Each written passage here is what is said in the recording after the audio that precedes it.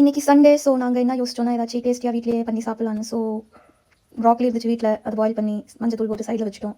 அப்புறம் potato carrot எல்லாம் சாட்டே பண்ண ரெடி பண்ணிகிட்ருக்கோம். கீ போட்டு, அதாவது நெய் நல்லா அதை சாட்டே பண்ணியாச்சு, பொட்டேட்டோ அண்ட் கேரட்டை. அது கூடிய ப்ராக்லியும் போட்டாச்சு பாயில் பண்ணது. ஸோ நல்லா ஃப்ரை பண்ணிவிட்டுங்க, ரெடி ஆகிடுச்சு.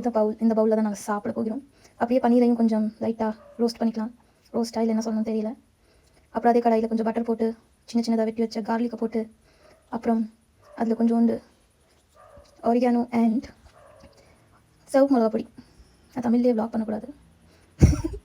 அதை நல்லா போட்டு ஃப்ரை பண்ணிவிட்டு அதில் நம்ம வந்து முன்னாடி ப்ரிப்பேர் பண்ணி வச்ச ரைஸை போடணும். ரைஸையும் நல்லா ஃப்ரை பண்ணணும். ஸோ அப்படியே கலக்கிடுங்க. கலக்கி பாய்.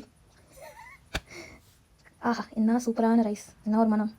எஸ், அது அப்படியே டப்பக்குன்னு போட்டு, இது குக்கும்பர், இது ஒன்றும் இல்லைங்க, தயிரும் குக்கும்பரையும் உப்பு போட்டு பெப்பர் போட்டு ரெடி பண்ணிட்டோம். இது நாங்கள் 2 பேரும் சாப்பிட்டோம். ஜாலியாக இருந்துச்சு. பாய்.